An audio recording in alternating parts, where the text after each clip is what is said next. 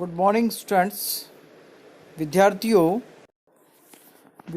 आज हमारे अध्ययन का जो विषय है वो बीए पार्ट तृतीय के थर्ड पेपर पर्यावरणीय अर्थशास्त्र का आपका पहला बिंदु है। पहला चैप्टर है हमारा पर्यावरणीय अर्थशास्त्र का अर्थ, प्रकृति, क्षेत्र और महत्व। इसके बारे में हम पढ़ रहे हैं। तो छात्रों, आर्थिक विज्ञान की साम्राज्य में पर्यावरणीय अर्थशास्त्र एक उभरता हुआ क्षेत्र है। 1977 से पूर्व अर्थशास्त्र के ज्ञान के क्षेत्र में इस विषय की वृद्धि एवं विकास हेतु बहुत कम ध्यान आकर्षित हुआ।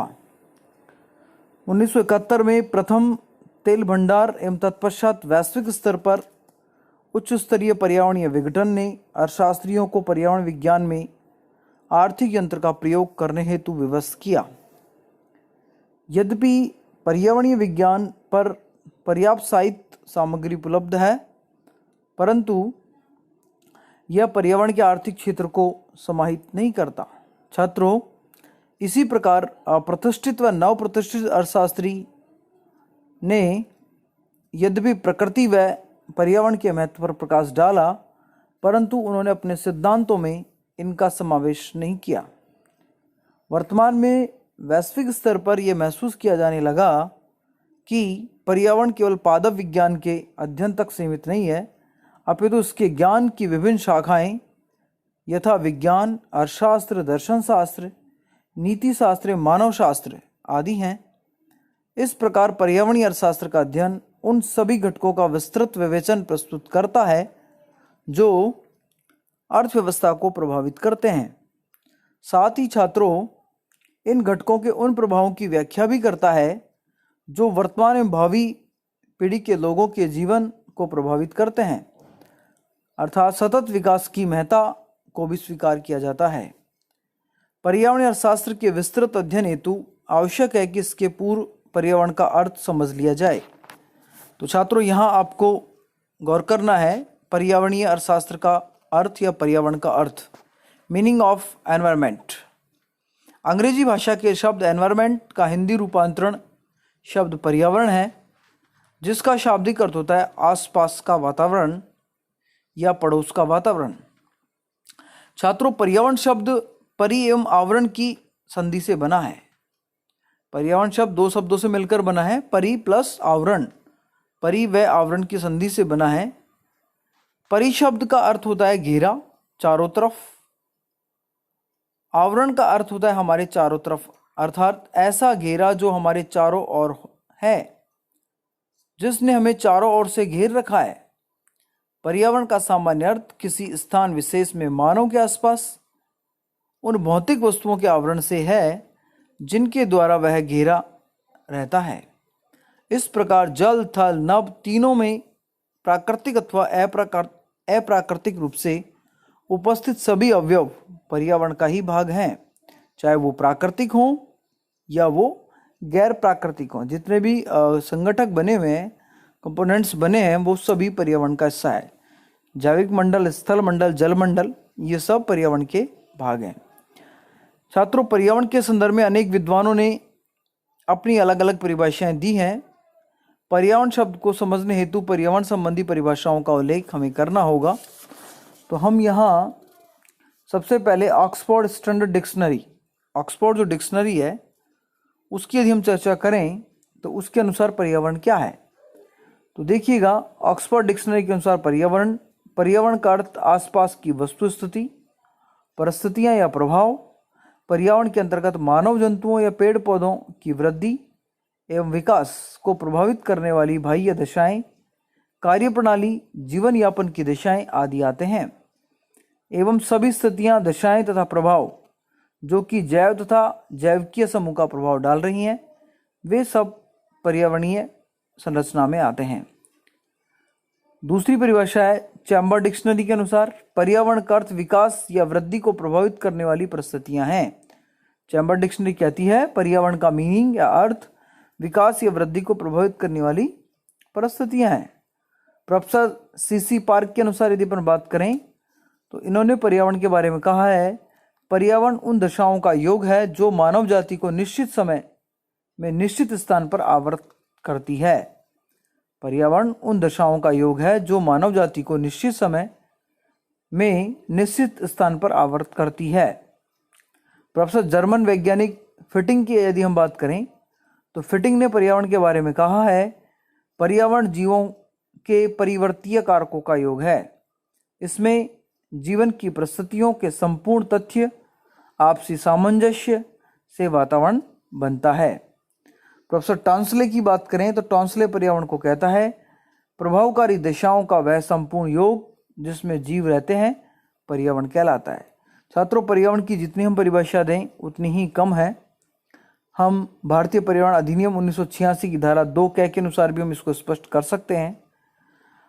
उसमें कहा गया है, पर्यावरण के अंतर्गत जलवायु भूमि है और वह अंतर संबंध है जो जलवायु भूमि तथा मानव, अन्य जीवित प्राणियों, पादपों, सूक्ष्म जीवों और संपत्ति के बीच विद्यमान रहता है। तो ये कुछ मैंने आपको 7-8 परिभाषाएं मुख्य पर्यावरण की बताई हैं। वैसे तो इसमें आप और भी बहुत सारी परिभाषाएं देख सकते हैं, लेकिन मैंने 5-7 जो परिभाषाएं आपको मुख्य बताई हैं, वे सारी घटनाएं पर्यावरण को प्रदर्शित करती हैं। अब छात्रों, हम पर्यावरणीय अर्थशास्त्र, ये तो हमने पर्यावरण का अर्थ किया है, अब हम बात करें पर्यावरणीय अर्थशास्त्र का अर्थ, मीनिंग ऑफ एनवायरमेंटल इकोनॉमिक्स। जब आपको पता है कि पर्यावरण में चारों तरफ के वातावरण या जैविक अजैविक जो परिस्थितियां हैं जो मानवीय जीवन को प्रभावित करती हैं, उनका अध्ययन हम करते हैं, तो वो पर्यावरण के अंतर्गत पढ़ा जाता है। अब हम बात करेंगे पर्यावरणीय अर्थशास्त्र का अर्थ। प्रोफेसर अरुण बालासुब्रमण्यम के अनुसार यदि हम बात करें तो अर्थशास्त्र केवल उत्पादन वितरण से संबंधित विज्ञान ही नहीं है। अर्थशास्त्र में केवल उत्पादन और वितरण की यदि हम बात करें उस प्रकार का विज्ञान ही नहीं है, बल्कि आर्थिक क्रियाओं के पारिस्थितिकीय इकोलॉजिकल विषयों का भी लेखा जोखा है, जो कि उत्पादन वितरण को प्रभावित करता है। मतलब कि जो हमारे आर्थिक क्रियाएं हो रही है, जिसे हम प्रोडक्शन भी करते हैं, कंजम्पशन भी करते हैं, उसको डिस्ट्रीब्यूट भी करते हैं, उसके अलावा हम उन सभी आर्थिक क्रियाओं के साथ इकोलॉजिकल बैलेंस को भी हम ध्यान में रखें, ऐसा अरुण बालासुब्रमण्यम कहते हैं। इसका अभिप्राय है कि पर्यावरण विहीन अर्थशास्त्र का कोई अस्तित्व नहीं है। यदि हम पर्यावरण को छेड़कर या पर्यावरण का हास करके हम आर्थिक क्रियाओं की बात करेंगे तो शायद हमारे सामाजिक और आर्थिक जीवन के साथ बेईमानी होगी। दूसरे शब्दों में यह कहा जा सकता है कि अर्थशास्त्र में केवल इस बात का अध्ययन नहीं किया जाता कि वस्तुओं एवं सेवाओं का उत्पादन कैसे किया जाए, बल्कि साथ में यह भी देखा जाता है कि वस्तुएं एवं सेवाओं का उत्पादन करने हेतु संसाधनों का उपभोग करने से पर्यावरण पर क्या प्रभाव पड़ता है। वस्तु एवं सेवाओं के उत्पादन का प्रभाव संसाधनों के अतिशोषित, अतिदोहन, प्रदूषण आदि के रूप में दृष्टिगत हो सकता है। पर्यावरण से संबंधित पहलुओं तथा पर्यावरण हास, पर्यावरण प्रदूषण, संसाधनों का अतिदोहन, अतिशोषण, संसाधनों का नष्ट होना, कमी होना आदि को बिना छुए किसी आर्थिक सामग्री या उत्पादन, वितरण, विकास आदि का अध्ययन पूर्ण नहीं किया जा सकता। इस प्रकार पर्यावरणीय अर्थशास्त्र को इस प्रकार परिभाषित किया जा सकता है। प्रोफेसर एस शंकर कहते हैं, पर्यावरणीय अर्थशास्त्र का वह भाग है जो पर्यावरण एवं आर्थिक विकास के अंतर संबंधों को व्यक्त करता है। छात्रों, यहाँ एस शंकर की परिभाषा बहुत महत्वपूर्ण परिभाषा है, सार्थक परिभाषा है, इसको आप थोड़ा ध्यान रखें। एस शंकर कह रहे हैं कि पर्यावरणीय अर्थशास्त्र का वह भाग है जो पर्यावरण एवं आर्थिक विकास के अंतर संबंधों को व्यक्त करता है। अतः पर्यावरण परिभाषाओं के विश्लेषण से स्पष्ट है कि पर्यावरणीय अर्थशास्त्र की एक शाखा है जो कि मानव जाति एवं प्रकृति के बीच संबंधों पर पड़ने वाले प्रभावों की विवेचना करती है तथा मानव जाति एवं प्रकृति के बीच सौहार्द बनाए रखने के उपायों की खोज करती है। पर्यावरणीय अर्थशास्त्र हमें यह शिक्षा देता है कि बिना पर्यावरण के हास के राष्ट्र की आर्थिक वृद्धि दर में कैसे अभिवृद्धि की जाए। प्रतिष्ठित व नव प्रतिष्ठित अर्थशास्त्रियों ने अपने विचारों में उत्पादन व उपभोग के क्रम में पर्यावरणीय मुद्दों को कोई स्थान नहीं दिया है। इन अर्थशास्त्रियों ने उत्पादन एवं उपभोग में पर्यावरणीय मुद्दों को मात्र सामाजिक मुद्दों के रूप में समाहित किया है। जब पर्यावरणीय माल आर्थिक माल में रूपांतरित किया गया, तब पर्यावरण ह्रास की समस्या ने जन्म लिया एवं तभी से आर्थिक सिद्धांतों में पर्यावरण को शामिल होने की आवश्यकता छात्रों महसूस की गई। तो छात्रों, हमने यहाँ जो बात की आपसे वो मुख्य रूप से पर्यावरण का अर्थ हमने किया है और साथ में जो पर्यावरण के साथ आर्थिक पर्यावरण है उसके मीनिंग को हमने यहाँ स्पष्ट किया है। तो दो बातें यहाँ मुख्य रूप से निकल कर आती हैं। पर्यावरण किसे कहते हैं, जिसकी मैंने अलग अलग डेफिनेशन आपको बताई हैं, अलग अलग प्रकार की परिभाषाएं, उसमें उसका सामान्य अर्थ भी बताया, शब्द उत्पत्ति भी उसमें बताया, और साथ में पर्यावरण का अर्थशास्त्र, पर्यावरणीय अर्थशास्त्र का जो अर्थ है उसको भी हमने देखा है। अब हम बात करते हैं नेचर ऑफ एनवायरमेंटल स्टडीज। पर्यावरणीय अध्ययन जो है उसकी प्रकृति क्या है। देखिए छात्रों, हम जब नेचर की बात करते हैं तो नेचर की बात में दो बातों पर हम चर्चा करते हैं कि क्या ये विषय विज्ञान का विषय है या क्या ये विषय कला का विषय है। क्योंकि विज्ञान में जो बात की जाती है वो कारण प्रभाव की बात की जाती है। एक कारक किसी घटना का कारण बनता है और फिर उस कारण से प्रभाव दिखाई हमें देता है। क्या है कि हम अध्ययन करते हैं, व्हाट इज का हम अध्ययन करते हैं इसके अंदर। और कला की यदि हम बात करें तो उसमें क्या होना चाहिए, उसमें एथिक्स और काल्पनिक और नैतिकता की हम बात करते हैं। तो पर्यावरण की प्रकृति कैसी है, एज ए साइंस या एज ए आर्ट, या फिर बहुत दोनों प्रकार से, साइंस एंड आर्ट। तो वर्तमान समय में पर्यावरण विज्ञान एक विशद एवं महत्वपूर्ण विज्ञान है। इस क्षेत्र में अध्ययन एवं शोध को आधुनिक युग में मानव जाति के लिए सर्वाधिक उपयोगी स्वीकार किया जाने लगा। रोजमर्रा के अनुसार यह हम इसमें बात करें, प्रोफेसर रोजर्स की यदि हम बात करें तो रोजर्स ने पर्यावरणीय प्रकृति को बताया है और उसमें उसने कहा है कि पर्यावरण विधि इस ग्रह और इसकी जनता को उस कार्यकलाप से जो पृथ्वी और इसके जीवन को बनाए रखने वाली क्षमता को उलट देता है से संबंध रखने वाली गृह धरधरी की विधि है। रोजर्स की जो परिभाषा है वो कहती है कि पर्यावरण विधि इस ग्रह और इसकी जनता को कार्यकलाप से जो पृथ्वी और इसके जीवन को बनाए रखने वाली क्षमता को उलट देता है से संरक्षा करने वाली गृह धरधरी विधि है। छात्रों, पर्यावरण विधि का संबंध पर्यावरण संरक्षण और प्रदूषण का निवारण तथा नियंत्रण से है। यह विधि इस प्रकार से नियंत्रण और निवारण के लिए प्राधिकारियों का गठन करती है, उनको शक्तियां प्रदान करती है एवं कर्तव्य तथा दायित्वों का निर्धारण करती है। अतः यह कहा जा सकता है कि पर्यावरण विधि की प्रकृति पर्यावरण को प्रभावित करने वाले कारकों की समस्याओं का हल करने के तरीकों की विधि है।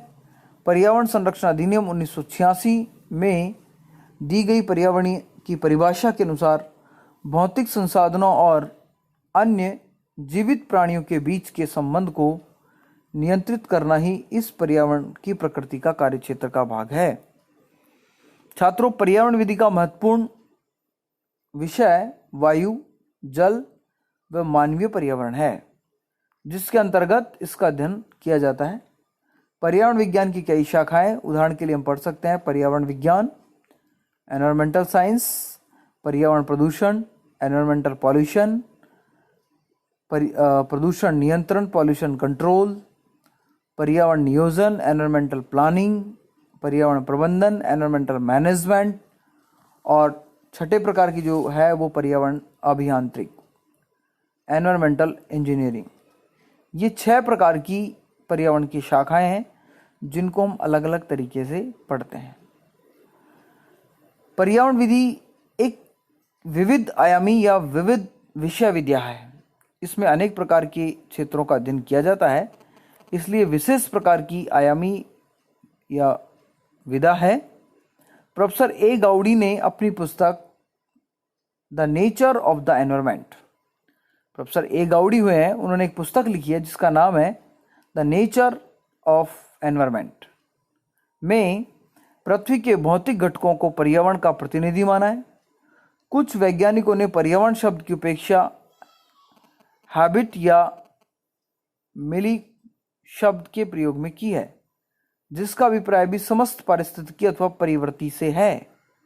आधुनिक पर्यावरणविद पर्यावरण को वृहद अर्थ में स्वीकार करते हैं और मनुष्य के पर्यावरण के अंतर्गत भौतिक, सामाजिक, राजनीतिक एवं आर्थिक पर्यावरण की बात करते हैं। छात्रों, पर्यावरण सदैव परिवर्तनशील रहता है।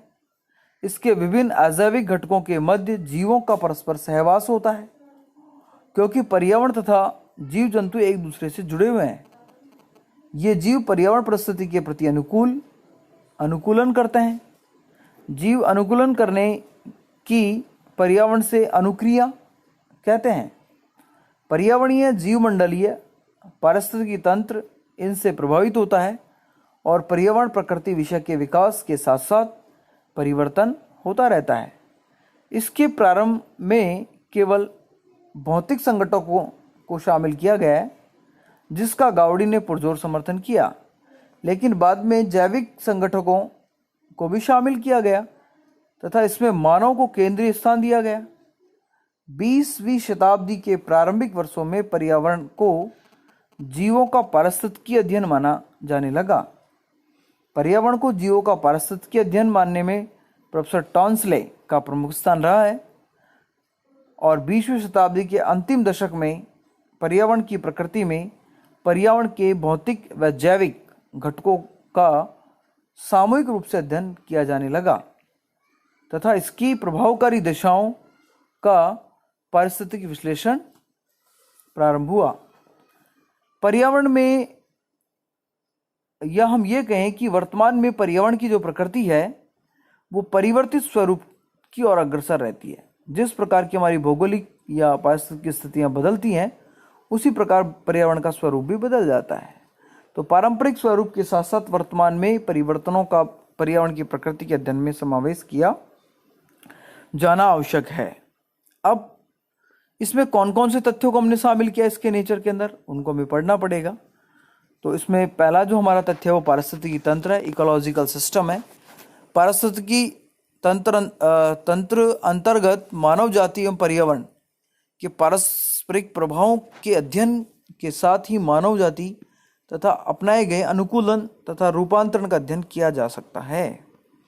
पारिस्थितिकी विश्लेषण की हम बात करें, एनालिसिस की हम बात करें, इकोलॉजिकल एनालिसिस, इसमें किसी प्रदेश की भौगोलिक अवस्था द्वारा प्रभावित हुए पर्यावरण के तत्व और मानव जाति के अध्ययन के मध्य जैविक व आर्थिक संबंधों का समकालीन अध्ययन का मूल्यांकन किया जाता है।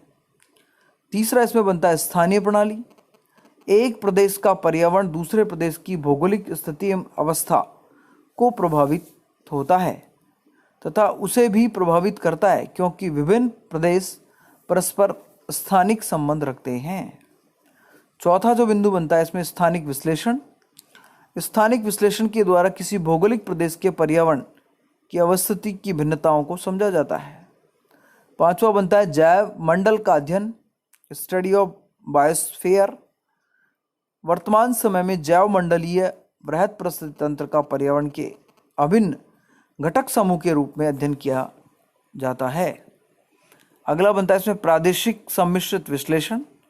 इस विश्लेषण द्वारा किसी पर्यावरण की क्षेत्रीय भिन्नताओं की प्रादेशिक इकाइयों में पारिस्थितिक विश्लेषण और स्थानिक विश्लेषण दोनों प्रकार का सम्मिश्रित अध्ययन किया जाता है। प्राकृतिक आपदाओं का अध्ययन भी इसमें होता है। बाढ़, सूखा, चक्रवात, तूफान, भूकंप, ज्वालामुखी, ये सब नेचुरल कैलामिटीज हैं, आदि को पर्यावरणीय अध्ययन में शामिल किया जाता है। पर्यावरण के अध्ययन में मानव जाति द्वारा किए जाने वाले परिवर्तनों की भविष्यवाणी के लिए वैज्ञानिक विकास को महत्व मिला है।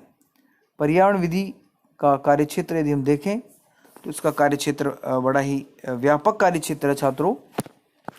तो हमने आज के इस वीडियो में आपको 3 विषयों पर बात की है, जिसमें आपसे पहला तो पर्यावरण का अर्थ बताया है, उसके बाद हमने आपको अर्थशास्त्रीय या आर्थिक पर्यावरण का अर्थ बताया है, और साथ में हमने नेचर ऑफ पर्यावरण पढ़ा है, पर्यावरण की प्रकृति को पढ़ा है।